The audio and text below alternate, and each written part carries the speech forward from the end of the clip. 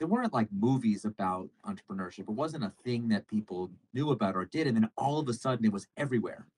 And everyone in the country was obsessed with entrepreneurship. And we didn't understand the first thing about it. All I knew is that if you knew about technology and you had a great idea, it was like step one, great idea. Step two, something or other. Step three, you get very rich. And I thought, well, that sounds pretty good to me. How hard could the second step be? It doesn't seem that difficult. In the movies, it's not that hard. In fact, when they make movies about entrepreneurship, they have to make a photo montage and edit out everything in step two because it's so boring. Can you imagine making a movie about like which customers should you listen to and which ones should you ignore? And then we're going to have a product prioritization meeting. We're going to film it. People would die of boredom. It's the excruciatingly difficult, boring stuff is what actually makes entrepreneurship tick. Well, I didn't know that. I had a really good idea. My idea is so good, and my fantasy of it, everything works out. And in the movies, the most fun part of a movie about entrepreneurship or a book or a case study, all the Harvard case studies are written the exact same way, and you're the plucky protagonist and you have this idea and everyone tells you it's a terrible idea. You shouldn't do it. You shouldn't drop out of school. You should stay in school, whatever you're going to do. And then part two magic happens and you become a success and you get to go back to those people, say, I told you I was right. And those movies, it's very satisfying, emotionally satisfying. Well, in real life, I'm sure some of you have had this experience. You get to go back to those people and say, you were right. You were right. I shouldn't have dropped out of school. I'm going to go back and finish my degree. And it's humiliating. And I don't recommend it.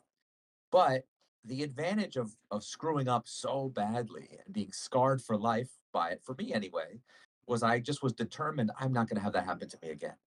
I'm not going to have it happen to me again. And I did it again. Even though I said it would never happen to me again. I did it again. And only on the third time was like, no, this time I really am going to do it different. And what I discovered through that experience and through writing about it, writing about this at first was my therapy to help me emotionally cope with how upsetting this whole thing was.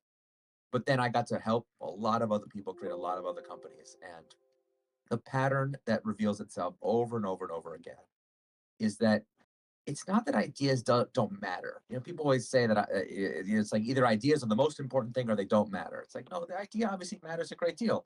But the idea is not what you say the idea is. See, in your fantasy of your idea, everything works out.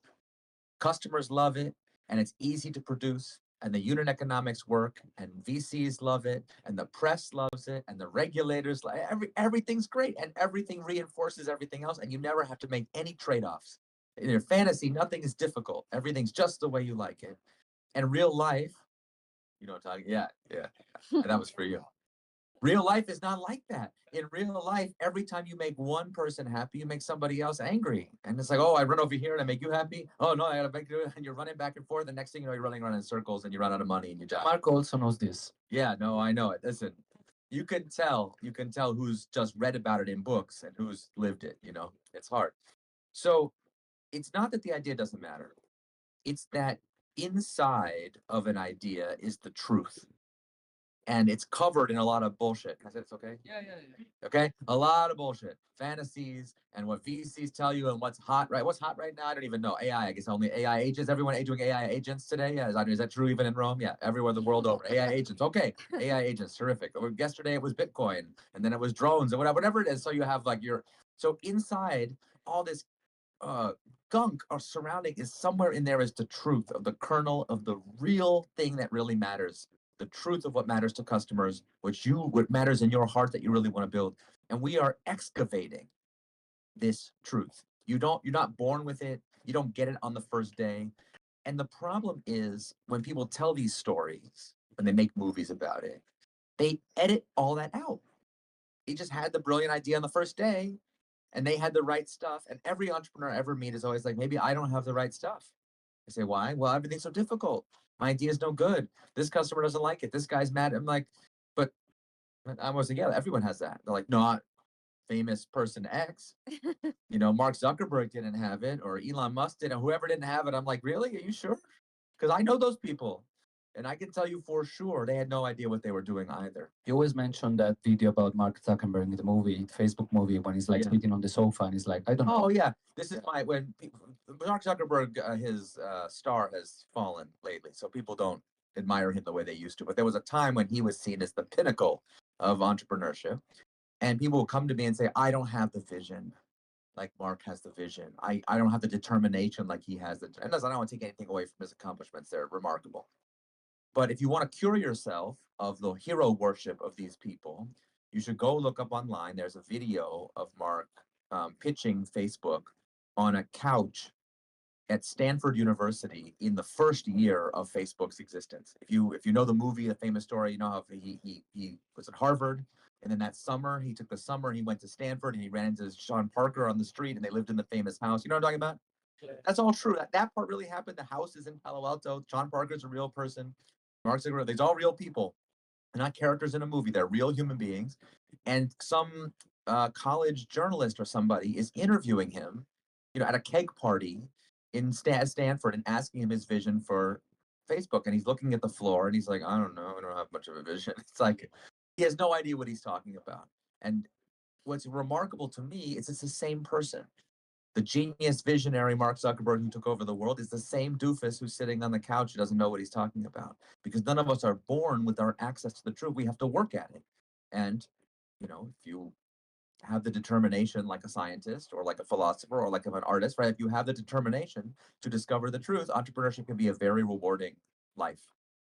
And if you don't, if you're just here to make the money or be famous or whatever, I hope nobody like that is here. You should just not go do something else. Hold on. Yeah, there's a lot of better ways to make money in this world, truly. This is the very painful and difficult one. But if you have if you burn with the fire to know the truth, this is a pretty exciting way to do it, I think. And so I think the last question before we take question for our friends over here is like, we're all of here, a lot of founders are here. So like, what are the best characteristic a founder has to like succeed nowadays and tomorrow? So we were talking about this earlier today. Oh, sure. Yeah. And It's tomorrow's going to be really like, given that we have so many founders today, I think what makes a founder successful? We started already. Few things you mentioned now. You want to Yeah. something? Well, so to my view, there are certain things that are universal, and I think will be true as long as there are humans doing entrepreneurship. These will be the characteristics of entrepreneurship. First of all, if you read the book, entrepreneurship is fundamentally about coping with uncertainty. So if you can just admit, forget admitting to your VCs or anybody else. Can you admit to yourself that you do not know what is going to happen in the future? Now, in regular life, by the way, if I walk around the streets here and I tell everybody I know what's going to happen in the future, they think I'm crazy. That's not considered good. That means you have a mental illness. Normal people are not confused about this. They understand the future is not, but for some reason in business, we train people to pretend they know what's going to happen in the future. And it's like if you make a prophecy in a spreadsheet, it's not crazy. Why? It's just as crazy. It's just as insane. It's still a mental illness. It's just in a spreadsheet. That's what's so impressive about It's on a spreadsheet. It's in a spreadsheet, right? Spreadsheet is a mental illness. Yeah, I think that's basically right. She's right. So, hey, what's remarkable to me is that if you can admit that it's true, then you can do science. Then we can go after it. But if you can't admit it, it's everything else is impossible. Second thing I think is universal is always going to be about perseverance. People talk about pivots and MVPs, and we can talk about the lean startup stuff, but you don't need any of that if you're going to give up at the first sign of difficulty. So, first, by ignoring the uncertainty, you can live in the fantasy forever. So that's how when I first did a startup, that's what we did. Until the day before we went out of business, we were crushing it. You know what I'm talking about? You've been there? Yeah. I can tell you how many people I've asked them, how's your startup going? And they're like, it's going great. We're about to turn the corner. Everything's wonderful. And the next day they're bankrupt. And I'm like, yesterday you didn't give any clue? You didn't have a hint that you were going to be bankrupt tomorrow? Of course they did. Then why were you crushing it? Why is everyone always crushing it? Because we have to project the fantasy. So we take the fantasy away. Now we have a different problem. How can I persevere? How can I maintain my momentum and my sense of determination in the face of all this bad news? Because it's bad news every day. I mean, it's like 20 times a day something goes wrong. So perseverance obviously is so important. And anyways, but your question about the future, I think what's really interesting about the moment that we're in is we've lived through a century of entrepreneurship getting gradually more accessible to more people. So there are clearly more people today living on this earth that have the opportunity for entrepreneurship than at any time in human history, by a lot, for all the reasons you all know. But in particular, during my career of the last 25 years, we've lived through a time when access to the means of production, like Karl Marx used to write about, has been democratized. So his analysis that you have the owners of wealth and they control the means of production, and through that they act as the gatekeepers to prevent entrepreneurship from happening except on their own terms. That's still going on. Like, we still have the capitalists who own the means of production. What's new or different or strange in our lifetime is that they'll rent it to you for cheap.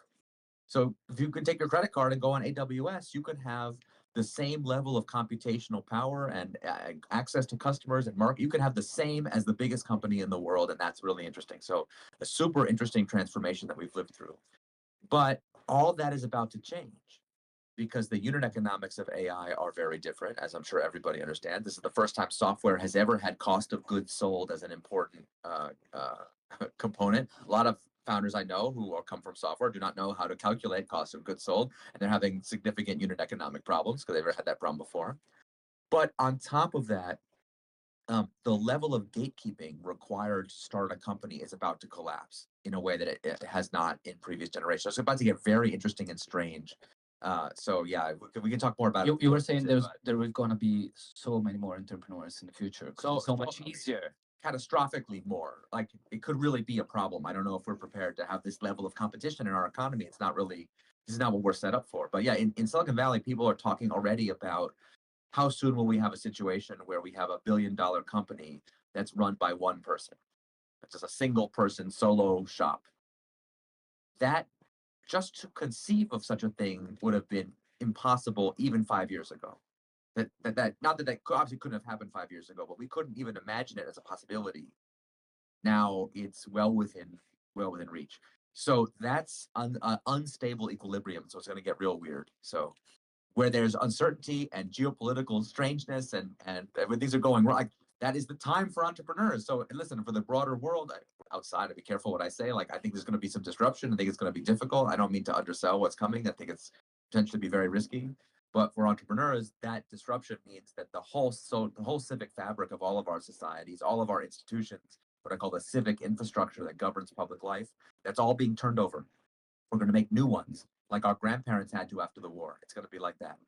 So they didn't have a great time. It wasn't fun. So I'm not here to say it's going to be fun, but it is going to be a very impactful moment for the future. And the choices we make as entrepreneurs are going to resonate for generations to come. So we better do it right. Time for braves. For brave people. Saying that AI is basically enabling the long tail on entrepreneurs. The long tail implies that there's the fat head, but what if there's no fat head? What if it's just the tail and nothing else? Because there's no need to form organizations in the same way as they were just for economic efficiency's sake. It's going to be real interesting. Interesting facts. Yeah. Thank you. So is the time for questions? So there is a structure for questions. I hope you guys read the emails. If not, I hate you, but I'll tell you one more time. So you need to introduce yourself, name. We don't care about the last name, but if you want to say it. Name of the startup, the problem you're solving, okay? Founding stage. So you got like an investment, you got 2 investment, 3 investments, so like pre-seed, C, Series A, things like that. Few metrics. So just something that Eric could understand where you are at the moment. Like, do you have clients? Are you serving Italy? Are you serving more countries? By partnerships, try of course to be as brief as possible, and then the question. Okay. So no. But no. Just to try to be as brief as possible, but not vague. Otherwise, Eric will not. I mean, he will understand, but he will not understand. So, like, try to try to give some more information about this. So, the first question goes to someone that will help me to pass the mic because she agreed to this. So I have to give her the first question. The second questions will go to Series A founders. Okay, because this is my decision. Come to me if you don't agree, but I believe that they can get more at this point, and then we have time, and we're gonna start from the front row because, of course, we need to prioritize the front row because if they sit in front row, they care more. So next time, sit in the front row. So the first question is for Giulia Di Tommaso from Eremos. So you got it? Okay. And then you ask me to pass it around. I think so. Well, you didn't say that I had so much pressure. I had to start. You just said I need some help. Anyways, thank you, Simone. Thank you, Gianmarco. And of course, thank you. It's such a pleasure to meet you, Eric, honestly. And so yes, I represent Aremos. I am the CTO and co-founder at Aremos. So we are creating new digital biomarkers. What is a biomarker? Heart rate is a biomarker. Respiratory rate is a biomarker. When I mean new, we are actually assessing nociceptive pain in patients, so acute pain, and that could help a lot of people, of course, in different industry like pharmaceutical industry and so on and so forth. Right now, we are pre-market. We are fundraising actually, we are pre-seed. So just saying, just in case you get particularly passionate. Yes, exactly. And actually, and today is a great day for us as we just kickstarted our first clinical trial on our second edition of our clinical trial on pain on 700 patients that we are going to follow on every single stage from pre-op to after-op and during rehab. So it's a really good start. That's great. How do you measure the biomarker? Help me understand that science. So we actually created a platform that is both hardware and software, where the hardware looks like a normal wearable, but actually collects 40 times more data than the wearable. The computational power on the wearable is just to collect the raw data. So we don't do any computation on edge. We actually do that in cloud, where you can have much bigger machinery to crunch those data. And we extract new biomarkers using feature engineering and ML, of course. So what are the underlying sensors? What do you measure? So we are using optical and electrical sensors. So they are all non-invasive. But just to give you an idea, just one of the principles we are using, for example, is plethysmography. Now, the usual wearable, sampling frequency of the plethysmography is 30 pictures per second. We go to 250, which is the hospital standard, because we actually want to analyze what's happening with the curve and all sort of nice little things that actually are very interesting. Okay. Thank you so much. Oh, what's your question? So my question actually, and I'm so happy I could actually ask you because I've been asking that a lot. Like your method, of course, is super important and has helped us a lot to, start getting it and start learning it.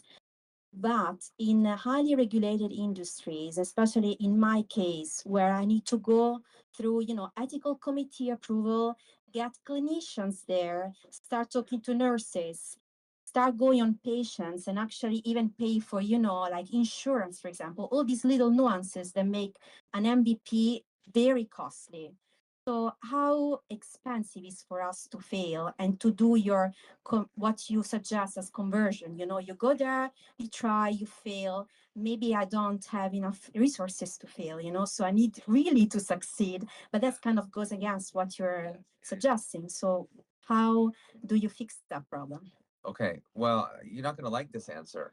Don't worry, I'm a founder. I know if you're gonna like answers usually. The more regulated it is and the more complicated it is, the more expensive it is. Yeah. That's an irreducible formula. Yeah. So your choices are to change one of the input variables that we just said. So for example, there's a company called Loyal that's working on longevity therapies for humans. But to get a longevity therapy approved for humans is very difficult. So they started with dogs. Yeah. They're making a veterinary science thing that will extend the lifespan of your dog. Turns out people will pay a lot of money to have the dog's lifespan be extended. And it's not unregulated, but the regulation burden is different. So their MVP cycle went from, $100 trillion gazillion dollars to something more manageable. So sometimes we can find something like that where you can say, look, for every use case you care to support with this wearable, you'll need the maximum approval. But is there one use case that doesn't require that? Is there one where the standards are different? Is there something where people can opt in and it's legal? Or is there a different jurisdiction where the rules are different? Like the premise of the question, the way you frame the question, the problem is intractable. But since you said you're an entrepreneur, none of the rules are permanent or fixed. We get to choose. So sometimes you can do that. Sometimes you can't. I built a regulated stock exchange, and I know. there's no shortcuts. It took us almost 10 years to get the regulatory approval. It was unbelievably expensive and painful, and I don't recommend it as a lifestyle choice. But okay, so sometimes you just have to be able to raise the money. If you can't raise enough money, you'll die. It happens. It's okay. Happens to all of us. But even if that's your plan, to raise the money, and you say, look, I can only raise enough money to get one shot. I still want to know, can we take 2 shots? Is there any way we could take more than 1 shot? Or if we absolutely can only take 1 shot, then it's not over. What happens when the regulation is approved? A lot of people mess this up. You raise all this money and you say, I only get 1 shot. Okay. But the day after you get the regulatory approval and you can sell this product, how many customers do you have? If the answer is 0, how do you know anybody wants it? Well, that in many markets, there are ways to find out ahead of time if anybody will want it when it's finally done. So a common thing we do in regulated businesses or any kind of expensive business where there's industrial manufacturing, where there's high cost, is we do the imagination. Imagine the product was completely finished and it's time for the first person to buy it. How do they do it? And people always say, well, they just buy it. But I want to be very specific. How did they find out about it? Was it a website? I remember we told the story last time. I remember working with a company who was building this big industrial equipment, and they were going to spend years building it, and then they were going to sell it. I said, great. How does someone buy this, $4 million piece of equipment? They don't go on Amazon and click the button. What do? They said, well, they send us a purchase order. How do they know to send you a purchase? If you really press it, press. Eventually, the first step is we go to their office with the brochure. It's like, oh, how expensive is the brochure? Is the brochure regulated? Can you make is you're allowed to make a brochure? Oh, I can make a brochure today. But I said, I wouldn't know what to put in the brochure. Really? You're spending $4 million making a thing. You don't have a picture of it.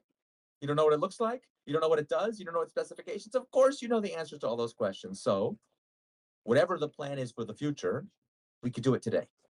If it's going to be, is this going to be a direct to consumer product that people buy on a website? We could have a website today. If they're not allowed to buy it, can they pre-order it? Can they sign up for anyway? There's a million trillion of these techniques to be sure that customers will want the thing when it's done. And here's the thing.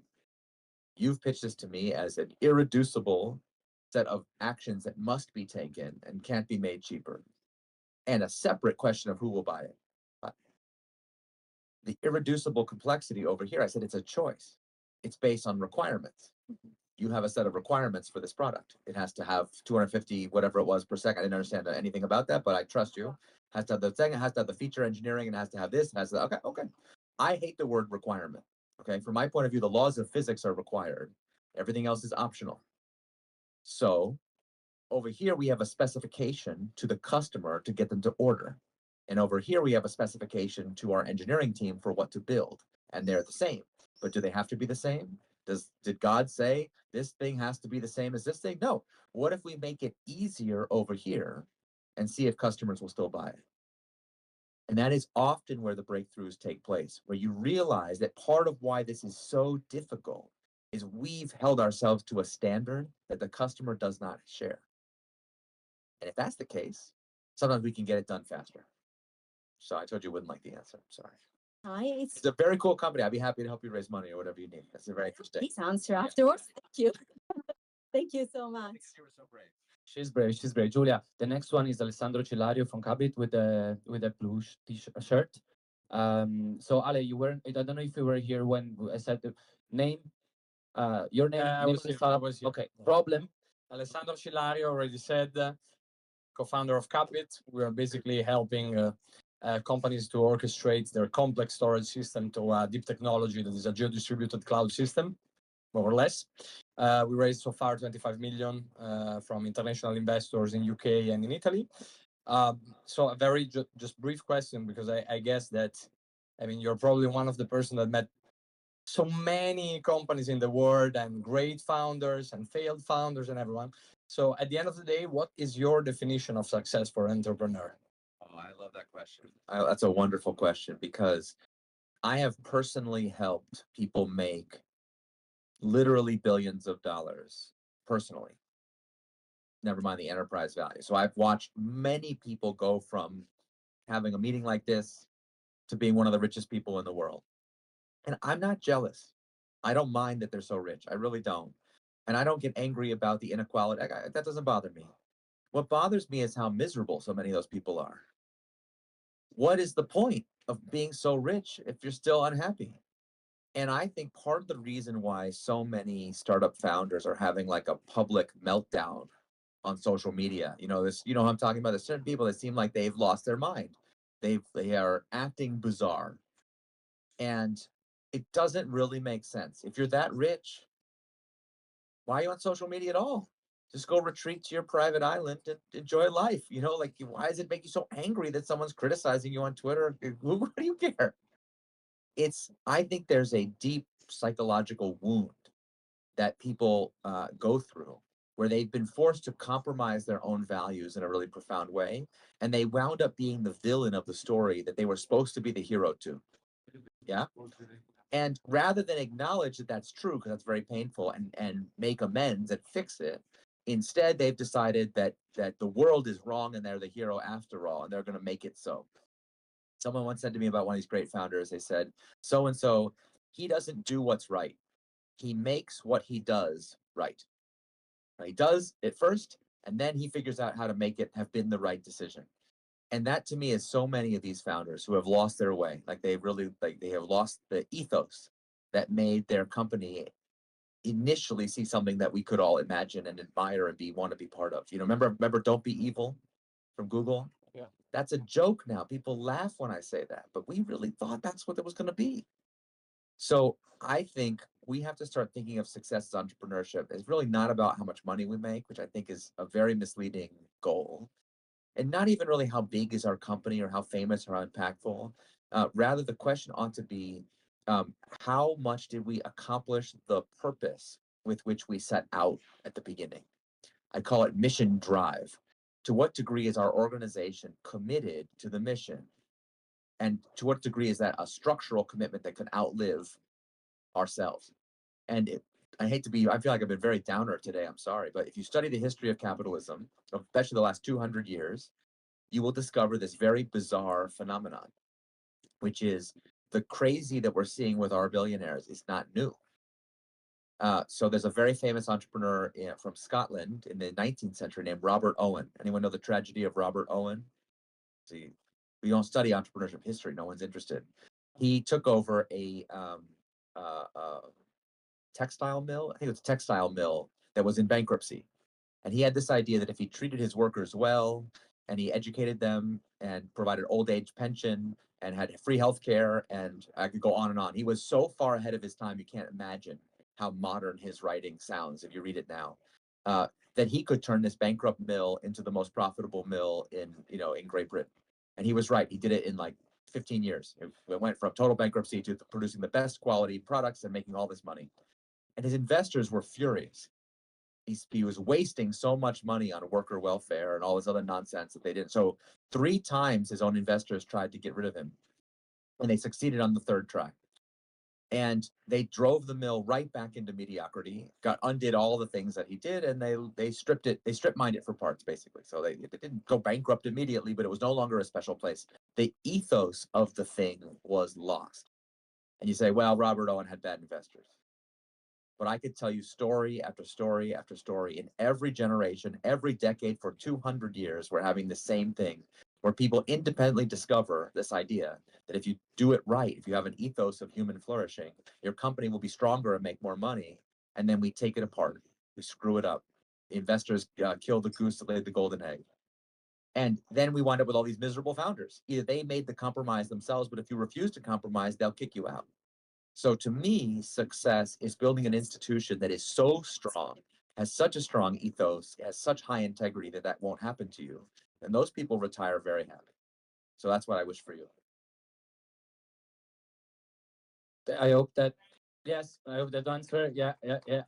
No silly answers, just like to the point. So, guys, by the way, if you're not asking the question, I'm still thinking you're gonna learn a lot by just like thinking the question. You ask the question, and it's answering to you as well. So I hope you get that as well. So the next question is from Enrico Fiore. So again, name startup problem you're solving No, foundry. I have your format here, so I follow. Yeah, you follow the I instructions. don't. So I had just the opportunity to talk with Eric before. I am the co-founder of a startup that is called Roma Research, and we are a deep tech manufacturing startups. So it's as I said My before, favorite. we we was at the startup grind event in Redwood, and we was only one of the two startups that do talk about AI. Yeah. And this anyway, what we are. We do the transformation and we regenerate a very old sector that is the tire sector. So we regenerate tire and we recycle tire in a very sustainability way with the water, 100% recycling water. And these all beautiful things because we also help the community to rise because it's very simple to make the trade, buy from the Far East a new tire, but it's not good for the sustainability. So we are also a clean tech company.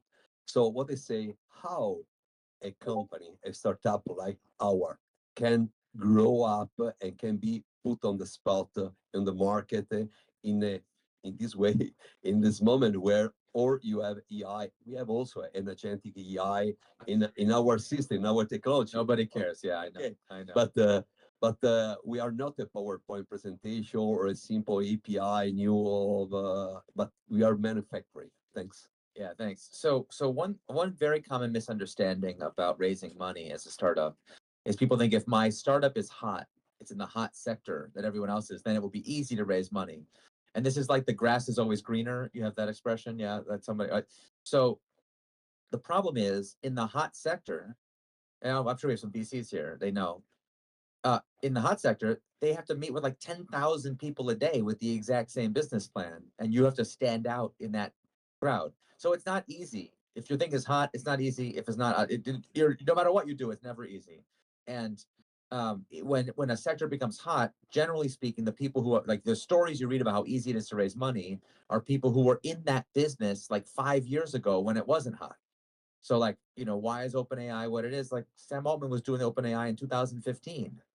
Everyone thought he was totally crazy. So, maybe your thing will be hot in 10 years. We don't know. So don't worry about it. First answer is just don't worry about it. Now, you still want to raise money though. Well, at least if you're doing something that's too crazy for anybody else to do, you will stand alone. You will not have competition. Every person you talk to, you're the only person who pitched them that idea. And that's actually, in some ways, it's a disadvantage, but in some ways, it's an advantage. I remember when I was pitching LTSE. LTSE, in Silicon Valley, we're full of people who are working on immortality, quantum computing, teleportation, the craziest stuff you can imagine. AGI used to be on that list, but now it's here. I used to say AGI. Now everyone's working on AGI, and we all know it's where it's going to be here. So maybe the other crazy stuff will come too. People in Silicon Valley, when I would tell them about LTSE, they say, "Man, you're crazy." Okay, that's how crazy it was considered. Even the crazy people working on quantum and immortality would look at me and say, yeah, "Cryogenics," but this is crazy. So it was very dispiriting. I met a lot of investors who didn't want to invest, and I eventually, I had done startups before where I had a higher conversion rate. I thought I was a good fundraiser, but I realized I'm not a good fundraiser. It's not about how good my fundraising is. It's the underlying thing. This project, for example, I learned to ask VCs, what's your internal IRR target? And over what time horizon for your fund? Most venture funds last 10 years, and the IRR target is to be realized in 7 years. And I would ask them before the meeting, I said, oh, if that's what you have, you're not going to like this. It's not personal. This isn't going to be done in 7 years. We'll just be getting started in 7 years. You'll be in 3 funds from now. And certain investors will be like, oh, yeah, then I definitely don't want to meet. But every once in a while, I have an investor say, I've been looking for that. That's what I've been looking for. So change your mindset from how do I convince investors? You don't convince investors. The investment decision in most cases for startups is a function of the underlying fundamentals of the situation. Your incentives, the investors' incentives, their fund structure, what promises they made their LPs, where they are in their fund life, how the rest of the portfolio is doing, which news, whether they read TechCrunch or some other nonsense. Like there are material factors that determine whether the investment is going to happen. And it's funny because 99% of the time entrepreneurs and VCs talk to each other to give each other advice. We always talk about how to make a good pitch deck, how to present at the meeting. We're like focused on the 0.2% we have control over instead of the 99.8% we have no control over. Once you make that mental shift, the problem changes from how do I convince investors to just how do I find the one in person who's as crazy as me?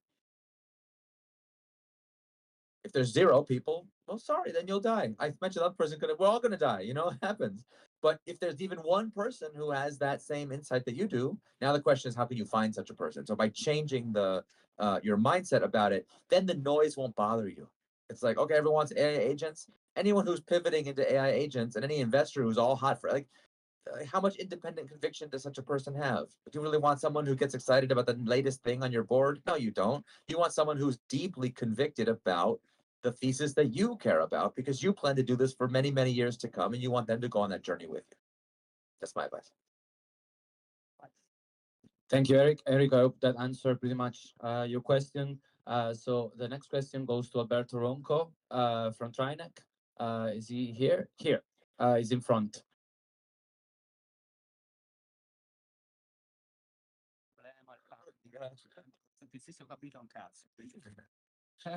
I am Alberto, CEO and co-founder of Trainet. With Trainet, we aim to help corporate to understand data and to use this data to increase the well-being of the employees. We are current now like in Scaleway. We did some round and now we have around 40 corporates working with us, more or less 1 million of ARR. And what we do is really make like HR ready to use the data, also thanks to the AI to make easy. What doesn't mean a lot of human resources really are not really well with the data. I know. And what we are always born like to increase the well-being of the employee. Before you said a story like how it's important also to have. Yeah, well, give me an example of a way that you use data to improve the well-being. Just give me one example. Yeah, for example, we have like in our software that is integrated with the artificial intelligence, the employee gonna reply to like assessment. In particular, we have scientific assessment to measure the well-being. But the step that we want to do is like to connect the well-being data to performance. So we have a model that say to the HR. To I got it. Okay. The impact on the turnover, etc.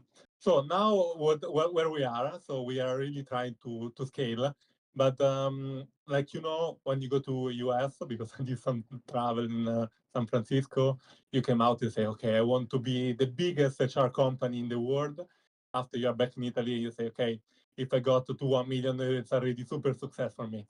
So now we are in that point to say, okay, we still need to look the execution day by day in Italy, or we can try to dream bigger to really be like a good company in HR to follow our purpose. What's your question?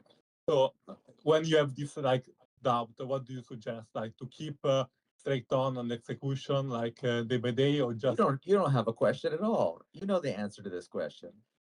I don't know. Tomorrow, exactly. That's not your question. Your question is how can you stick to this conviction tomorrow? Yeah, exactly. Of course you can feel this way now. That's easy. It's fun. This is a beautiful sunset. Everything is great. But tomorrow you have to deal with the reality of this horrible thing. Yeah, I know. To close one customer. To close one, the pain of it. Okay. What advice can I give you? I mean, it's like, you ever hear like an interview with an Olympic athlete after they win a gold medal? And they ask, was it worth it? And they say, yes, I've been, what did you have to do what did you have to give up to do that? And when I always hear these interviews, they basically like, I had to ruin my life. For 20 years, I've been ruining my life and living nothing but pain and the most excruciating awfulness so that I could have this 1 minute of having this gold medal. I feel like it's like the ultimate anti-sports advertisement. It just sounds so awful. But to them, it seems like it was totally worth it. And then I had the thought, every person in that race or whatever sport we're watching who didn't win the gold medal also ruined their life the same amount. They all did that just to be, because so at a certain point you can't want that because you want the gold medal. You just can't. You have to want it for its own sake. And you have to just like, for whatever reason, maybe I'm crazy, maybe everyone else thinks I'm crazy, but I've decided my life is about the luge or whatever. These obscure sports. I'm always so like incredible, like the perseverance that it shows. You're like, I play a sport that 3,000 people in the whole world play, but I'm going to be the best at it. I love it so much. I'm willing to go to that extreme. That really is all I can tell you. If you have the ambition, do it. And you have to learn to love the pain of the ambition itself, not the dopamine reward of it going well, because it's not gonna.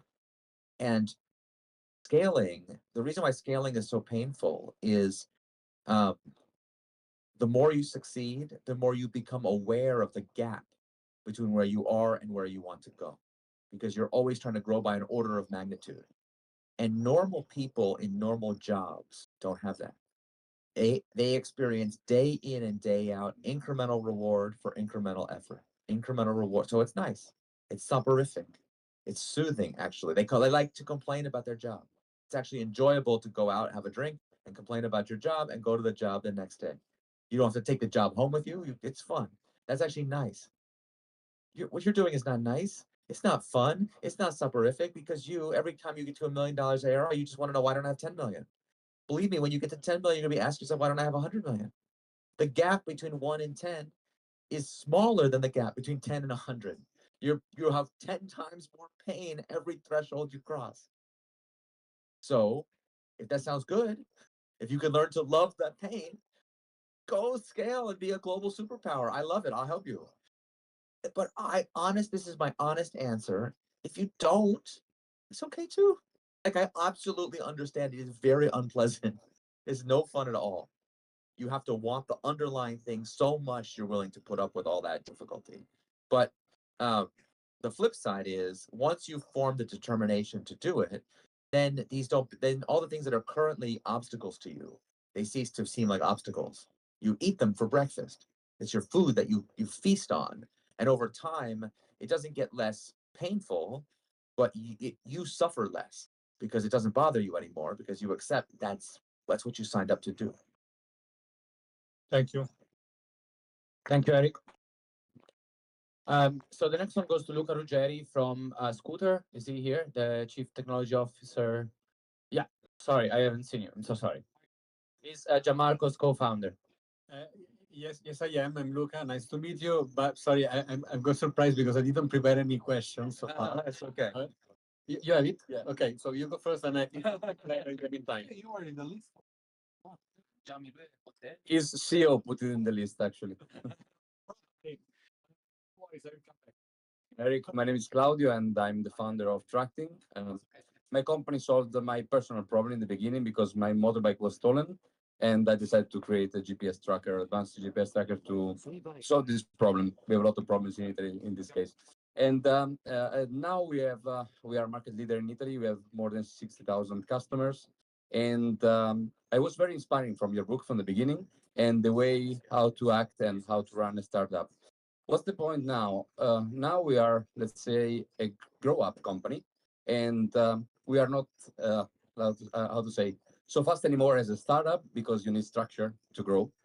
But in the meantime, we are entering into a new market that is a personal, elderly people, SOS things.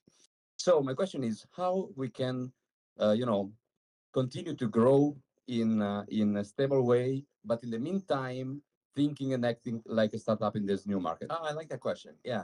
So he's got a copy of the blue book, the Lean Startup. But somebody asked me to sign the red book. Who's got the Startup Way somewhere? Somebody hold it up so you can see it. He needs to read this other book. Yeah. So in crowds like this, people only really know this book. I wrote a second book called The Startup Way. And the reason I wrote that book, part of it was about the work I had done with big companies, and that's interesting. But the real kind of motivation for me was what is the answer to your question? I wanted to know myself, once I grow past the ability to be one team, can I still be a startup, or is bureaucracy my destination? And I just never accepted that is inevitable. I always felt like we can do better. And so I'll give you the like theory answer, and then I'll try to see if I can be more practical for a second. But just for those that want to know, what we study in building startups from scratch, every question we've had so far is from the domain of entrepreneurial management. That is distinct from the domain of general management. This is the first big mistake I made in my career. Is I thought, well, a startup is just a shrunk down version of a big company. It's like someone who like plays with dolls and they think they're, they learned about building houses. It's like, no, a doll house and a real house have very little in common. But you say, but they both have a roof, they both have a door, they both have a bed. It's like, but they're not the same. So that was the first important breakthrough for me. But as we grow, the ratio of startup entrepreneurial management to general management changes because we start to add general management issues. And the defining characteristic of these two domains is how much uncertainty we have. In your mature markets where you have 60,000 customers, if I ask you how many customers will you have 30 days from now, you probably have some idea. Yeah. You don't know exactly, maybe like the same way that a big company would, but I bet you can tell me with plus or minus 10% what it's likely to be. And in any event, it's not going to be zero. But in your new business where you're going to do elder care, whatever thing, and I say, how many customers you're going to have in a month? You don't know. So if you don't know, entrepreneurship. If you do know, general management. And we can talk theory more about why this has to do with the development of general management. If you have never read like Alfred Sloan's biography about his time at General Motors, like much of what we view as obvious, just the way business is done, we can't imagine that it ever had to be invented. But very few of those ideas are older than 100 years old. They're actually very recent additions to human knowledge. And if you go back and read the books and study the stories of entrepreneurs, I tell people don't study entrepreneurship history. I find it fascinating. For example, in the early days of machine shops, so in the early 20th century, when people first started to use electricity for metal cutting and machining and stuff like that, they didn't have enough statistics to understand the marginal profit per product that they sold. So by our modern definitions, these businesses did not know if they were making or losing money. They didn't know. It was a mystery. Okay, try to imagine running a business. It's just small business. Even a small business today, you know if you're making money or not losing money. They had no idea. It was very difficult for them. And if you study like General Motors, the reason I like that book so much is there's a crisis that General Motors ran into in the 1920s. I'll never forget this one. General Motors almost went completely bankrupt one year. Was it because of an economic crisis? No. Corporate accounting scandal? No. Customers didn't like the cars? No. The only issue is they made too many cars that year. They just made too many parts, and their balance sheet couldn't bear it, and they almost collapsed because the economic cycle changed and demand softened slightly compared to what they were expecting. And they were like going like this, and they just assumed it would be like this forever, and they almost went bankrupt. And they were like, boy, we better do something about it.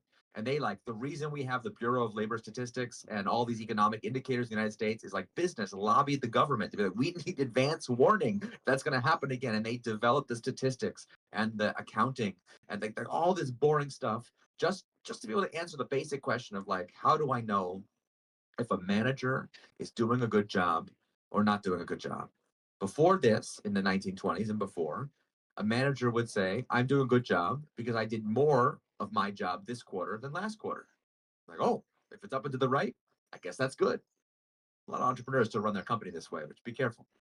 And they figured out, no. Better than last quarter doesn't mean anything. All that matters is it better than the forecast? Right? If you beat the forecast, even if you're down from last quarter, but everyone else is also down and we're down a little bit less, that's just as good. In fact, that's better than being up and to the right all the time. And if you did more than last quarter, but you should have been even more based on the forecast, then that's not good, right? So I bring this up. This must sound so stupid to some of you, like, yeah, obviously. But that was a breakthrough idea that had to be invented. It was not common knowledge in the annals of history. And worse, where do accurate forecasts come from? Where do they come from? Who can forecast? What? Yeah. In order to make an accurate forecast, you have to be able to extrapolate from a long and stable operating history. And who feels like the world is getting more and more stable every day? Anybody? I do that. I ask that question anywhere in the world, and people look at me like, yeah, no, man, right. So in addition to the inherent uncertainty of a startup, we also have the world we live in, which is like going crazy. So That's the dividing line between general management and entrepreneurial management. If you have enough operating history to make a forecast, you can hold people accountable to the forecast. And if you don't have that, do not pretend you can. Now we're back to the fantasy plan. I don't mean to point at you, but you were nodding along. So what we have to do as a company that's growing is develop two disciplines: the discipline of general management, the discipline of entrepreneurial management, and use different metrics, different standards, different reviews, different career paths, different everything, depending on which kind of project it is. But we say to everybody, it's equally rigorous. We're still holding people accountable. We're still doing budgets. We're still doing, but we're doing the right kind of metrics in each domain. And when you're, how many employees do you have? We have 12. 12. So you're fine. It's easy. The 12 is easy. But the patterns that you establish now will carry you for a long time. So if you develop bad habits now at 12 people, it's expensive to fix the bad habits at 120 people. So set this template today so that in the future you won't have this problem. That's my advice. Thank you, Eric. Thank you so much. Yes, Lucca, next question. Now I have it. Thank you. So Lucca Ruggeri, co-founder of Scooter, it's a startup that it's solving mobility problems in urban environments by creating a new vehicle that we invented, that we produced. I know. You know, okay. So I can go there to the question. So I am an expert. I saw it in the lobby. okay. So you also understand that we are a non-AI native startup. So we are using AI not as a producer of a model AI, but as a consumer of several tools. So the question is, in the age of use or abuse of AI agents or solution systems, how much the defensibility of a startup stays in the team, in the knowledge and in the startup mode, and how much could be relied or could be delegated to AI system? Because I mean, Yeah. No. It's a good question, and the true deep answer is that nobody knows the answer to this question, and billions and billions of dollars are being gambled on different possible answers to it, only one of which can be right. So it's going to be very interesting. I think the dirty secret of all the energy and money that's going into AI agents is that AI agents don't work. And apparently everyone's just fine with that. We're just like, yes, everyone knows this to be true, but it'll work out somehow. They'll work by the time it's necessary for them to work in my business, it'll have been figured out. So everyone's building these business plans that are based on the idea that AI agents are going to work in the very near future.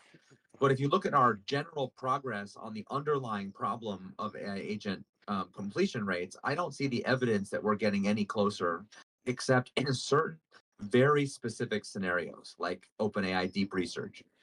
If you guys have not played with Deep Research, it's by far the best AI tool in the world right now, and it's basically free. So I can't believe people don't use it more. And Anthropic has a research tool, and Perplexity has Deep Research, and Google gives away Deep Research. So like, but OpenAI is definitely the best.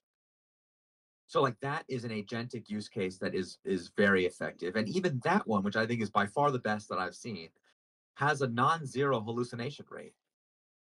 So every once in a while, it'll research something and it will just come back completely confident in the incredibly convincing answer that's just completely wrong. Like I asked it for legal advice once, and it gave me this just like thoroughly documented and researched, like PhD level report on the law as it related to the thing, and gave me such relief. I was like, oh, good. The thing I want to do is perfectly legal. Oh, I was like, phew.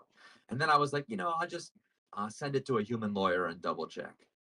And I didn't tell him it was AI generated. I just said, oh, I saw this online. It says blah, blah, blah. It's okay to do what I want to do, right? And he's like, did an AI generate that? And I was like, no, why? He's like, that's so stupid. Only an AI could have generated it. And it was so convincing. I was completely shocked. You could have fooled me. Now, I showed it to him. He's like, well, obviously.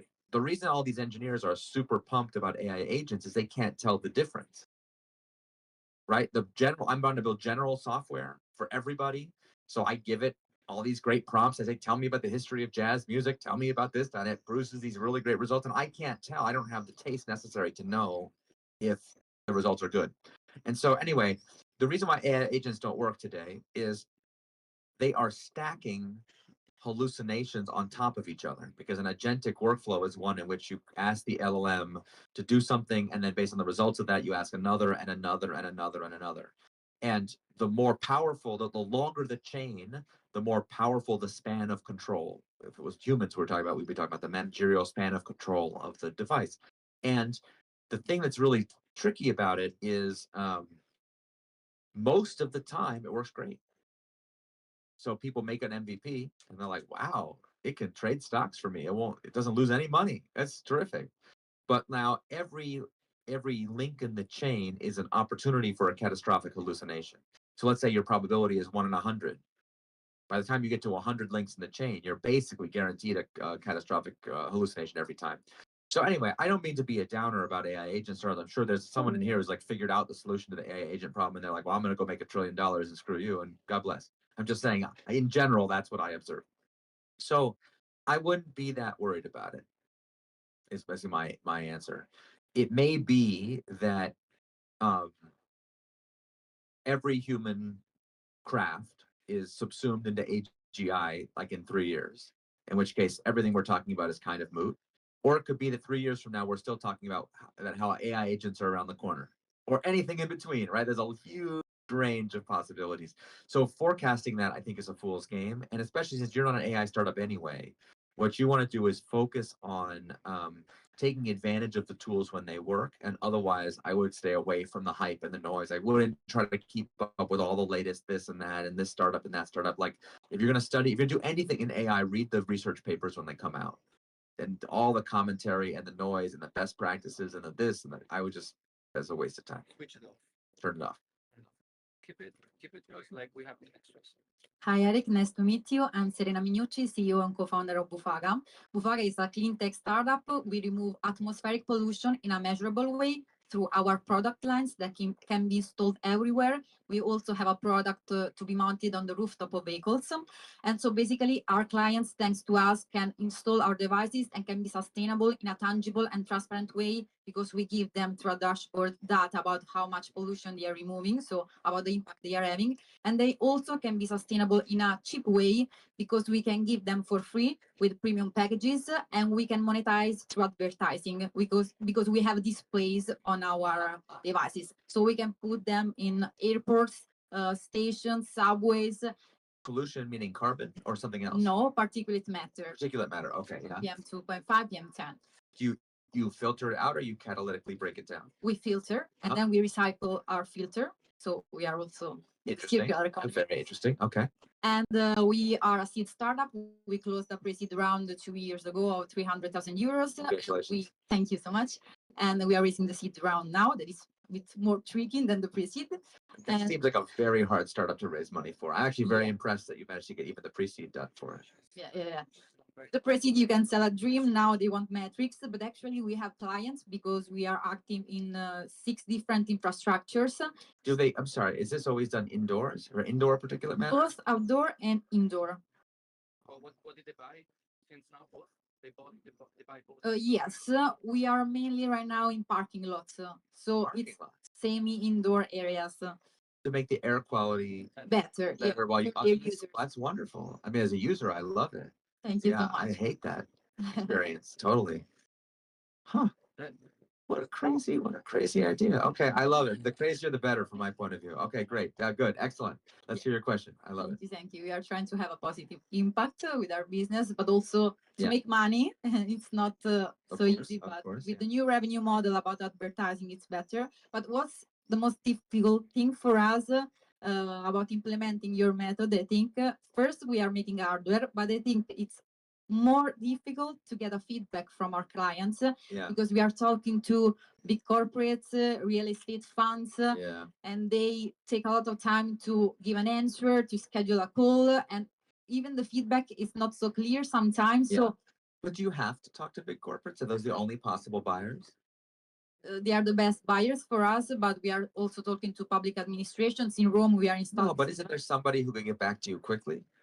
Small, medium enterprises like parking lot owners, but for advertising, they are not the best. They are paying us with another revenue model right now. For advertising, we need big infrastructures. Why don't you pay them then? For now, the other revenue model is like a setup fee of 6,000 euros, and then Wait, so if I'm a small parking lot, I have to pay you 6,000 euros, but if I'm a big company, you pay me? That's not fair. we're giving for free, but then Why only the big companies get it for free? because for our advertising partners, they need to be very crowded, the infrastructures. So that's the point. But then we also, when we scale, it will be possible also in small infrastructures because it will be easier. I don't buy it. I don't buy it. I don't like, there's something about what you're saying that's wrong, and I can't put my finger on it. And I listen, you know your business a lot better than me, but I meet a lot of startups. I have I have a hunch. Yeah, I have a feeling that something is not right with this Okay. story. And here's what We are validating right now this new revenue model. So I will suggest. well, I really like it giving it away for free. That part I like. What I don't like is having to sell to large enterprise. And there has to be a way, there must be another way. Because as you say, the larger the customer, you said that they're good customers for you, but they sound like terrible customers because they take so long. All the reasons you said that you like them are also the reasons why they're so terrible. So what I would be thinking about, how many customers do you have now? We have one parking lot owner who installed in 4 different infrastructures, and Yeah. we have some big clients also here in Roma, but they are testing the devices. Okay. But like, how many customers would you have to have? How many parking lots? Forget customers. How many parking lots would you need to be in to have your seed round be a snap? Because everyone would be like, oh my God, that's incredible. If we are able to install in like 10 different infrastructures, Yeah, exactly. We don't need 10,000. So I think if you took the entire universe of every parking lot in the world, it's one circle of our Venn diagram, and the parking lot in the world that has the foot traffic that you desire. And then we picked every parking lot which is owned by somebody who, for whatever reason, would get back to you quickly. And I make another circle. I think there's something in the Venn diagram. And surely there's at least 10. We don't need 10,000, so there must be 10. So I think the answer to your question is to change who you're pitching to. It's fine if you want to waste your time with big companies as much as you want. It's fine. Eventually it will work. But in the meantime, if you're raising money, that's not going to help you. So I would try to think, is there, who could you pay to do it faster? You know, like, who could you change the economics for them to prove that it made sense? What would you have to do to make it go fast? Now, so what you need, so that's like an ownership. So it could be, Rome is such a big city. Surely somewhere in Rome is somebody who happens, because they inherited from their grandfather, owns a single parking lot that happens to be in the middle of some crazy tourist area and has a zillion people walk by it every day. There. I don't know. I've been in Rome 5 days, so I'm no expert, but there must be, for God's sake, there must be. So there may only be one such person, but let's go find that person. Okay. Let's send the AI agent to go find that person. And Okay. let's go meet that person and just be like, look, what do I have to do to make it worth your while to give me feedback? I'll give the thing for free. I'll pay you to use it. I don't care. Whatever. But I need regular feedback from you and from your customers about how much they love it. So you get into that faster cycle. That's one way.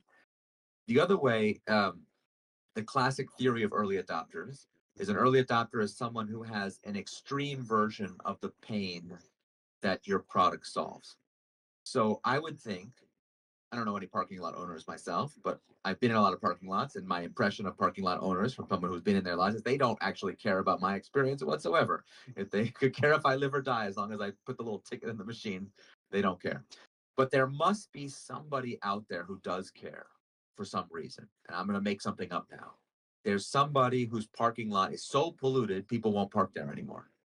Or they're having so much pollution that people have complained to the city, and the city is threatening to shut them down, and they're in a fight with the health inspector about whatever. Somebody's got a life or death. Their business is on the line because of pollution. That person will give you feedback. I don't care how big they are. They are going to be motivated to help you and talk to you and work on this in a way that the people you're currently talking to don't. So go find that person. So if you find one of those persons and one of those persons, you're set. Thank you so much. Administration to someone. She should send that administration to someone.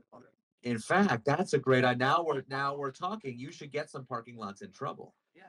For their bad pollution. We Yeah. are trying. You could publish a ranking.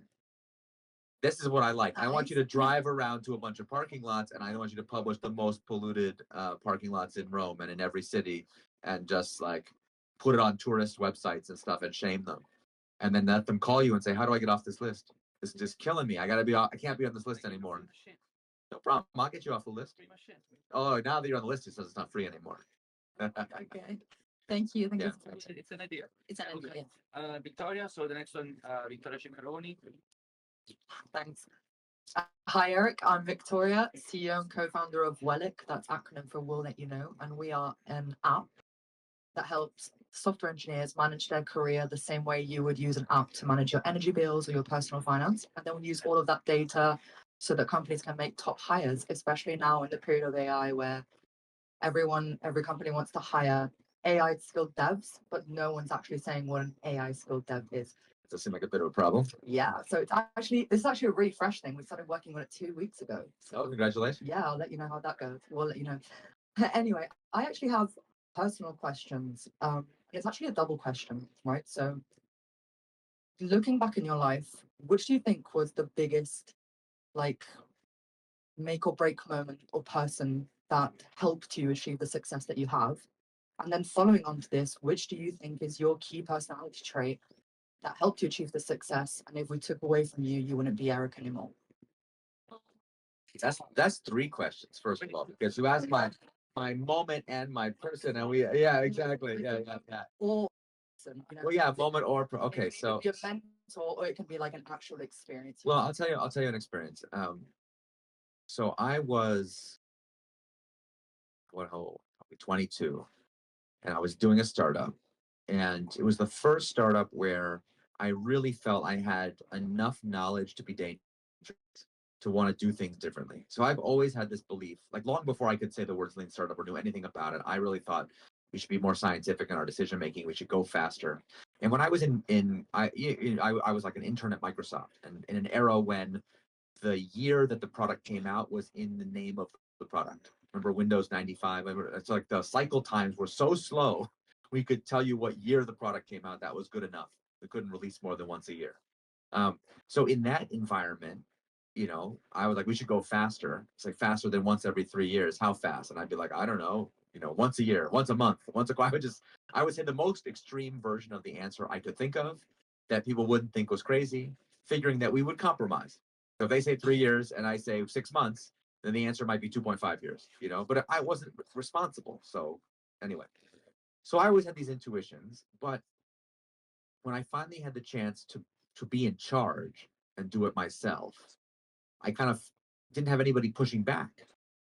So I would tell my team, let's go fast. And they'd say, how fast? And I'd just be like, as fast as we can. And they'd be like, I know, boss, but how fast? Like, what does that mean? How fast? I'm like, and I'd be like, let's do it once a week.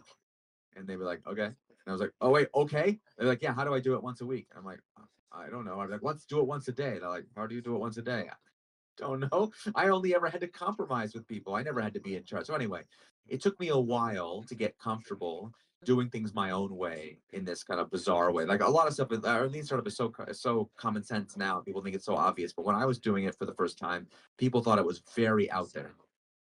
And I'll never forget, there was a meeting where we were not yet having a lot of success with this approach. And if you read the Lean Startup, I tell the story about the business mistakes we made that required us to pivot and ultimately find success. But before that happened, it wasn't clear if the reason we were not having success was because our business idea was wrong or because I had these wacky ideas about how the company should be built. And I was just one of 5 co-founders, and I'm by far the youngest person. So it would have been real easy for them to be like, let's throw this guy under the bus and get a new one. I mean, that would have been very easy. And I give them to this day tremendous credit that they didn't. So anyway, it's all coming to a head, and we're going to having a board meeting to discuss. We've raised a bunch of money. Company's going nowhere. We need to discuss what's going to be our approach going forward. I can remember preparing for this meeting. And I'm like, well, if I go into this meeting, it's possible that I'm going to come out without a job because the investors all think I'm totally out, just crazy. And I'm the one getting in the way of their investment being successful. And all I have to do to keep my job is just go in there and say, I'm sorry, you guys are right. We're going to do it the official way. We're going to grow up and put on a suit and act responsible. Or what? I could have told them what they wanted to hear and everyone would have been super happy. And so I had to decide, do it or not. And it was hard for me. I'd never been fired. I was a precocious child. I was good at everything that I did. I expected to be good at this. And it was hard for me to accept that I might be fired for my beliefs because that never happened to me before. And I had to actually look in the mirror and really ask myself, like, am I going to go in here and say the truth, which is I happen to think this is right and we should do it. And I decided, here's how I decided it. This was like a deciding moment for me in my life. I decided that if I got fired for doing the right thing, that would be good for me in the long run. Because one day, those same people that fired me will be like, you know what, we have this startup over here and it's going too slow. We need a guy who's like going too fast. Does anyone know someone who stands for going too fast? And they'll be like, remember that guy we fired? That company was going too fast. But if we put him into this company, it's too slow, too fast plus too slow will be just right. It is, I will be fired for having stood for something, and then people will know what I stand for. And that's better than telling people what they want to hear. Now, to this day, I don't know why I thought that. It seems like a strange thing for a 22-year-old to have thought. But anyway, that was my idea. And I'm very surprised I didn't get fired in the meeting. That's a big surprise to me, even to this day. Like, why did they were so pissed at me? Why did they just fire me? I don't know. But from that moment forward, I kept doing that. I got used to it. I was like, I have a set of beliefs that I stand for. And eventually I learned to give them a name, and I learned to write them down, and I learned to like, it was the beginning of the career that led to all this. So that was good. Now, what was your other question? What? No time for a second question. Okay, what quick? You can see short answers are really my thing. What was the person that made you Eric and Ries? No, it was like if we took away one. Yeah. Yeah, my family thinks I am bizarre because, I was like growing up, I was like in my parents' basement programming computers all the time. And I can't remember anybody's birthday. I can barely remember anybody's name. But if you ask me obscure details about how does TCP/IP work, I can tell you all about it. So my brain works a very particular way, and I have to know the answer to these questions. And so it's an antisocial and kind of rude way of experiencing the world, but that's normal to me. And I remember my sister many years later, after we were all grown up, she was asking me some question about, it had to do with actually the question he asked about what does success mean in the new way. And she was like, how on earth do you know the answer to this question? Nobody knows the answer. Well, how come you know? And I was like, well, remember all the hours I spent not making friends, not going to the birthday party, not doing the thing, sitting in my room doing that, you couldn't figure out what? That's what I was doing. It's not wasted time. I've been obsessed with this question for almost 25 years. So yeah, now I know the answer to it, but like it comes at a cost, and you can't have one without the other. So that's my view of it. These can come at a cost. And the sacrifice you mentioned at the beginning. Yeah, of course. You have to be willing to sacrifice for it. Yeah, it's cost me a lot. Thank you, Eric. Thank you. Sorry if I rushed you. It was a good question from Victoria. So, Lorenzo Frollini from Fly Wallet, is he here? Yeah, over there with the blue polo, no, shirt. Hi, Lorenzo from Fly Wallet. Oh, sorry. So, we are addressing the problem of managing digital identity and also health monitoring, especially for elderly people and also for blue-collar worker. We are doing this with a new kind of wearable that is the first with the biometric authentication and also health monitoring. And we have approach to B2B companies. So my question is, initially was similar to Julia because we are in a similar space, but the challenge we are making, because we are in pre-seed, but we are not yet for the seed, because we did a lot of R&D for doing this. And now the challenge is because we are addressing the big corporate like the other are doing. And so my question is, for us, it's difficult to address small companies because they don't have, for example, a small nursing home don't have the money to invest in an innovation project with us, either the worker company. So what could be the suggestion to address maybe not the biggest one, but the right company and find the right traction to scale and go Does further? it save them money? And why do they care?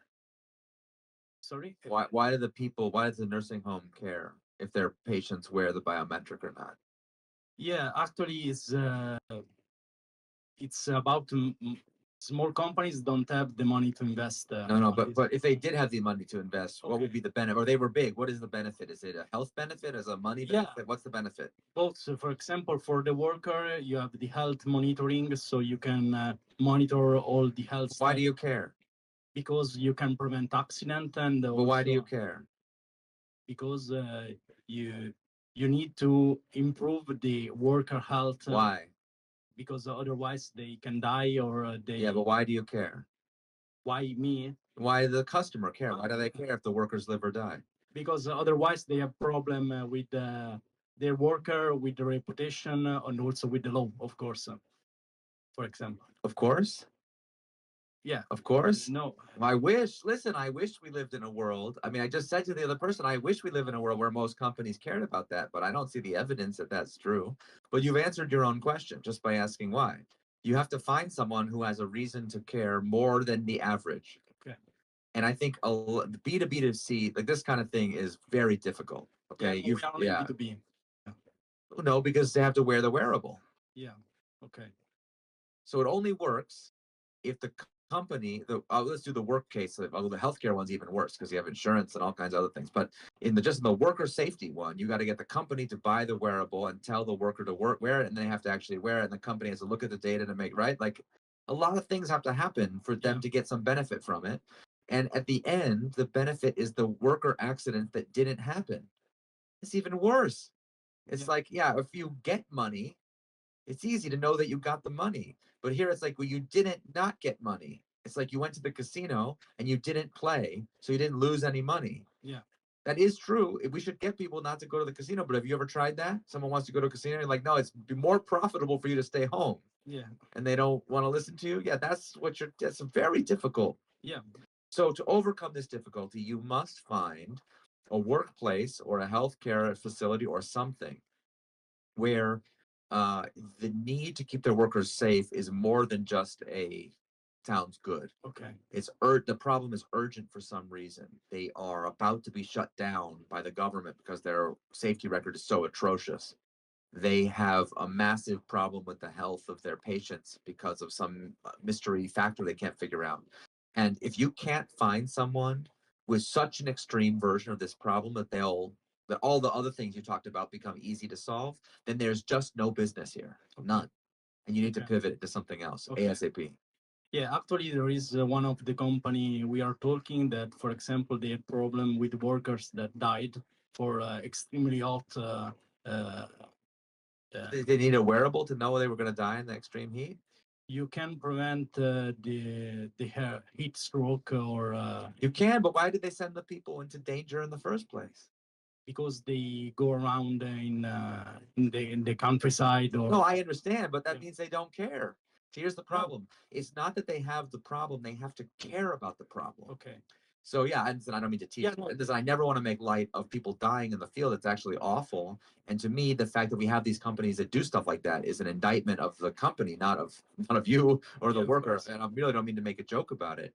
But I think that is really the question: is can you find someone who cares? And that the safety of their workers is something they're deeply passionate about, so that having to deal with you is only a minor inconvenience by comparison. Okay, thank you. You mentioned this about caring before as well. So find someone who cares. Not do it, but find someone who cares. Okay. So Simone Serrani from Ticket2, is he here? I think he's at the bottom, or is back here. Okay, here. Ciao Eric, Simone from Ticket2. We are a very simple idea. We are a marketplace, fun-to-fun marketplace for selling and buy tickets. We are like CGIC, TickPick in the US. Yes, a simple one after all these complicated ones. Yeah. Because this is only a two-sided marketplace, not like 12 sides like that. Oh God. Yeah. Yes, I love it. Okay, Actually, good. the difference is that we are doing that in an ethical way. So it's not possible to resell ticket above the face value, because also here in Europe is not legal. Oh, so it's as an American, I can't understand this. Exactly. I don't understand. So, yeah. Why would there be a market if it can't go above the face value? Because there are a lot of people that are selling tickets because they can no longer attend the events, and so right now we started our business 2 years ago. We have 5 million euros in GMV right now. Congratulations, that sounds now pretty we good. are we are expanding also our business abroad. But why am I going to use this when I can't use? Why can't I just use SeatGeek or these other? I feel like we have a lot of ticket marketplaces. So these guys have the problem that it's so difficult, but on the other hand, no one will compete with this. We already have so many ticket marketplaces. What do we need another one for? Yeah, because we are a different business model. Oh, So yeah, we are so- working with event organizer, and also here in Europe is not legal StubHub, Viagogo. Oh, that's not and legal other here. I see. countries. Oh, okay. So it's Okay, good. impossible to have fun to resell tickets on StubHub because it's banned here in Europe. I see, but yours, you Yeah. can't. There's no way to sell it above face Yeah, value. exactly. Therefore, it's. Yeah. I see. Oh, The interesting. only, Okay. the only possibility that you have is to resell tickets on Facebook or Oh Lord, eBay, yeah, that's and I'm it's sure not terrible. very- Yeah, it's yeah. not the same. Okay, okay, all right. I get it. Okay. Since the beginning, we follow the lean startup methodology. For us, was very easy because I'm glad to. we built an MVP and then we measure our metrics and we ask to our customer, okay, do you like our product or not? Okay, we can do. we Yeah, can do better. GMB. Yeah. Listen, marketplaces are wonderful. Yeah. And they're not easy, but they're simple to model and simple to understand, Yeah. which I've always appreciated. Yeah. So my question is something that you will change from the lean startup nowadays in this area because something happened and there are a lot of change. It's interesting. I've thought about rewriting the book a couple times, especially when we got the 10-year anniversary. I thought, oh, maybe we should make a 10-year anniversary edition and I could go fix all the mistakes and make it better. And I thought about all the books that I love that somebody did that to, the author got smarter and then they revised it later. I always hate the new version more than the earlier version. Yeah. Because, and I think I understand why now, there are certain, I think the basic premise of Lean Startup, I still believe in it. It's very good. But there are a lot of things in that book that I know a lot more about it now. And I wouldn't be so blithe and confident in my answer if I wrote it now. So, like my favorite one, he asked a question about as your company scales. There's a very embarrassing chapter in the Lean Startup where it talks about scaling after you're a success. And there's nothing wrong in that chapter. It's not incorrect. It just says stuff like the answer I just gave him. But it's like, don't worry, it's going to be fine. You go from one team of one startup to many startups. You have a portfolio. You do you make the management system. You put general management, and it's going to be great to the moon. And then it's like, anyway, moving on. It's like 2 pages long. It's very short. Now I've written a whole book just on that one topic where I know so much more about all the different. The problem is in the lean startup, that would be like a tumor that would grow into it. And so it would ruin the narrative momentum of the book, the naivete and the fact that it's part of that moment in history and the optimism we all felt about the internet and everything. Like that's a necessary part of the book for it to work. And so you can't really change it. But yeah, the most of the changes I would make now, well, I would swap a lot of the examples out. Of course, so many of those companies are gone now. So we replace them with new companies that will then fail after the new book is published instead of already failed. The book hits different when you know what's going to happen, But the other thing I would change, I would make all the simple slogans and all the things that people love about it more complicated and ruin it. Thank you. That's why I don't do it. Yeah. So the last one is for so guys, we're gonna have a last question. I'm sure a lot of you will be disappointed, but we have to keep a schedule and we did really our best. I hope you enjoyed tonight. No worries. We're gonna after the event we're gonna send you like a form with a way to fill up for questions, and I'm gonna go through it with Gianmarco, and then hopefully no, yeah. But I'll find a way to pose it to Eric in a way, and hopefully to get back to all of you. I hope you appreciate and thanks again for Gianmarco and Zest and everyone. A big round of applause to Eric. But the end is not this is not the end of the night. So I'll leave the mic and the floor to Gianmarco and to Eric for one last surprise, and you can tell Eric as well. He knows a bit, but not so much. So and we can stay here to network a little bit later. I hope you stay a little longer later, so you can also chat with me a bit. Okay, thank you. Okay, so basically, we will follow up with a different angle. So up to now, we've been discussing with the founders. Now we have Federico Eichberg who has just joined us, and please Federico sit. So yeah, so Federico, I think most of you don't know him. He's head of cabinet of the Italian Ministry of economic development, industry, and entrepreneurs, and made in Italy. Yes. So basically, the kind of guy that is like Spider-Man, the power to change things. No, and the responsibility to change. Big powers, big responsibility.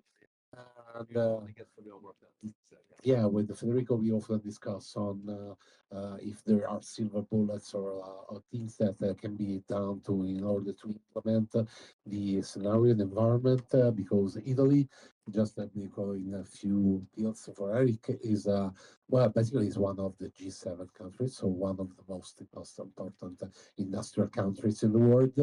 As rich of talent, so rich of talent that we export talents because the talents they Yes, well, thank you very much. also Happy to take their refugees. Yeah. so yeah they fly away and found their companies somewhere else. We were, we have a lot of wealth.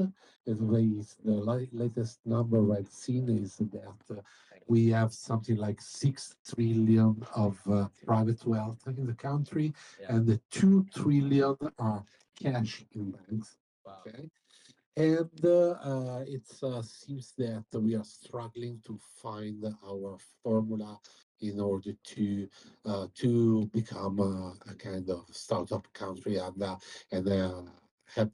happy playground for entrepreneurs. So we are dealing around that. So Federico knows the United States well. He studied in the United States, so I think that yeah, and he.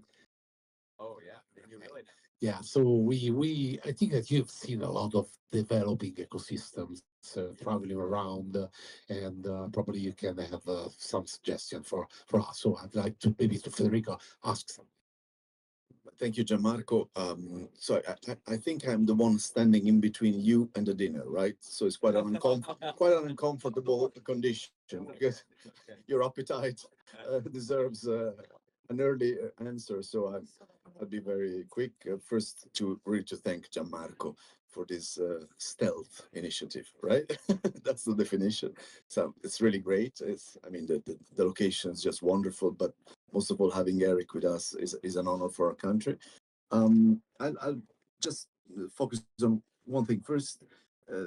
Gianmarco started by saying Italy is a G7 country, and basically that's the reason why I'm late this evening, because during the G7 presidency of Italy last year, we launched an initiative called the AI Hub for Sustainable Development, which basically is a sort of platform where startups from the African continent find solutions through our startups and through the big techs and the governments, with UNDP, with the European Commission, with the G7 governments. So I'm really happy. I mean, we really had a great afternoon today, and tomorrow morning there will be the official launch, because Prime Minister Meloni and President von der Leyen will meet inter alia on this AI hub, which is great. Italy is leading the presence of AI startups in Africa and their development. I think it's something we have to be really proud of. Yeah. Second element I want to share, Gianmarco underlined the wealth in Italy. I think the key is one number, which is around 1,000. One year might be 1,022, another is maybe 995, something like that. What's this number 1,000? Is the out of 9,000 codes and categories of products in the international trade, Italy is either first, second, or third in exporting 1,000 of them, which tells a lot about Italy, how our different identities, regions, territories produce a lot. I mean, we have the highest rate of variety of products in the international trade. This is the strength, but this is also the weakness. Yeah. Because it's very hard to continue to generations change. Of course, competition is more present in some sectors because you have such a variety. That's why maybe, I mean, we have such a richness of talents because every territory produces and therefore produces talents, produces the canon, people with canon of beauty. I mean, while I go to the office, I pass in front of a Bernini's church, Yeah. a Caravaggio painting, and that gives the sense of beauty, the canon of beauty, which is witnessed by our products. and that's our landscape gives us beauty. So I think there's a high potential of talents in Italy, inspired by centuries of manufacture and by an eternal landscape and beauty around us. What we work for at the ministry is to find a way to untap this potentiality. So I know that this is a, a very difficult question, Eric, but you're the right man. Which key is for you the most effective in untapping this potential? Well, thank you. I'm delighted to be able to talk about this because it's something I'm very passionate about, and I appreciate the work that you're doing. Because when I travel, every country I travel to in the world, I meet entrepreneurs, and they are all, you know, desperate for their society to embrace entrepreneurship, and for people in the government, in the high places of the country. And there's a lot of places where they have no voice. There's nobody who cares, and they're working on. So I know how much it means to the people here that you take this seriously, and you ask me this question. There's really good research about, and I'm sure you're well aware of it, things like the rise of the creative class and regional advantage, my favorite, about why Silicon Valley became Silicon Valley. The reason why I think economic development through startups is so difficult is that the preconditions are intangible. It's not about physical plant and capital and did you have this and that. Yes, having education system, of course, is very important. There's a certain minimum level you have to be able to educate, and you have to be a place that people want to go. So Italy, you have a very strong advantage there over many other places in the world where people leave because they don't want to be here. But nonetheless, the things that really matter are tolerance, openness to new ideas, the safety to fail, both economically but also culturally, socially. The embarrassment, the career damage of failure in certain places is different. Obviously, bankruptcy rules. There's all these little things that are really important. Though openness and welcoming of immigrants is a huge. Like, you just look in the data, what predicts future success. Tolerant of different gender and sexual identities. There's a lot of very soft stuff that you say, well, that's not. I want to talk serious economics. Why are you talking to me about this? But the data is very strong. And I think the reason why it's so hard is I always ask myself, if someone became an entrepreneur today, you're working for 2 weeks, but on the if there's someone here who, like, literally today is their first day of entrepreneurship and they happen to come to our event, the question I always ask myself is, well, what were they doing yesterday? By definition, they weren't doing entrepreneurship. So what were they doing? They were a student. They were a worker in a large company. They were unemployed. What could it be? There's very few answers it could be. And then all you have to do to get more startups is just ask yourself, if someone's in that situation and they have an idea, what's on their mind? What's stopping them from becoming entrepreneurs? I'll give an example from the United States. We used to have a huge problem that healthcare was tied to your employment. And so if you left your job, you couldn't access health insurance anymore. And we fixed it a few years ago. We're trying to break it again right now.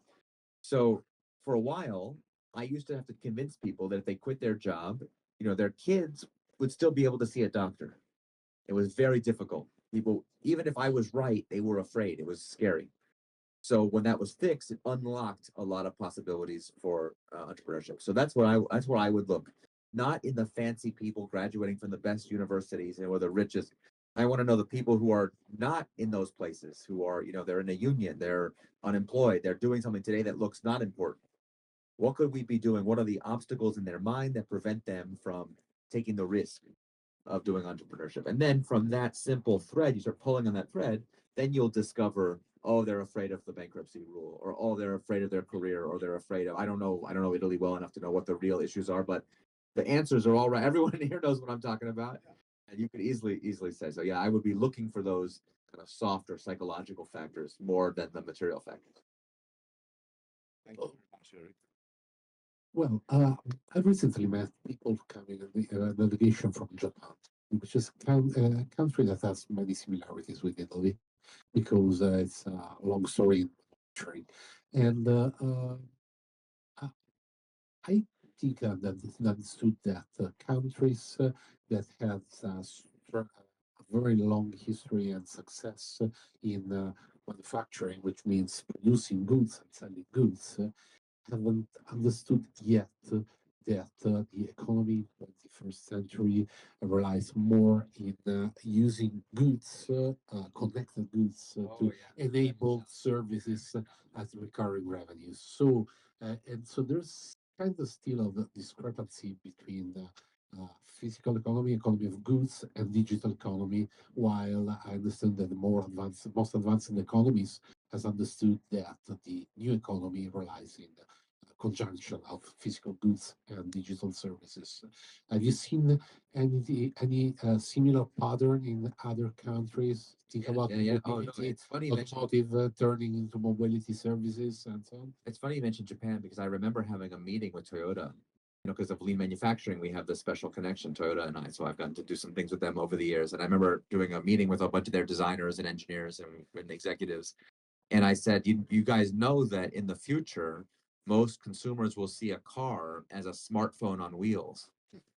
And they were so offended. I didn't realize how offensive this would be. They were really angry at me. How dare you say, this is a few years ago. How dare you say such a thing? Our cars have the best safety record. They have the highest engineering, whatever. And I was like, I hear you.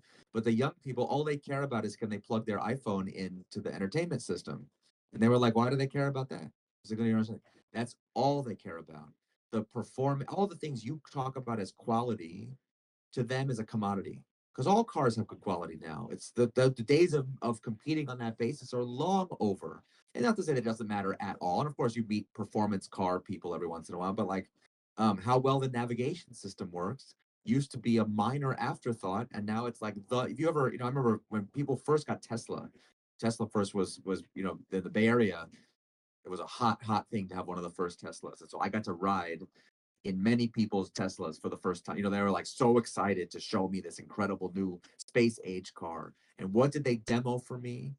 They demoed that you could push a button and name any song in the world and it would just play the song. Like you paid how much? Nothing to do with the car at all. Not one person told me how fast they would say it goes from 0 to 60 in 2.4 seconds, but they didn't demonstrate that for me because they're not stupid. They're not going to go from 0 to 60 in 2.4 seconds. They just spent $60,000 in this car. They don't want to crash it into the wall. So it was a real eye opener for me that the basis of competition in even physical goods is about to be radically transformed. And we have seen that in category after category after category, where the things that people used to care about, all of a sudden they don't care about it. I did work with Airbnb, so I know a little bit about tourism. I've been walking around Rome, so I see people going crazy. The change in, the Trevi Fountain from a place you go to see to a place that you go to post a picture of yourself on Instagram is like, it's a completely different, everything about it is totally different. And someone had the startup idea to have professional photographers stationed at all those places. So you don't have to do it on your phone. They take a professional photographer and they make it seem like you just happen to take a really good picture on your phone. Like the thing that we're competing about is no longer the thing it used to be. And I think if people in the past, I'm walking around Rome, I had an incredible time. It's a beautiful city. I love the history of it. If people in the distant past could see what's happening from a bird's eye view, they would say, wow, people in the future must be very interested in history.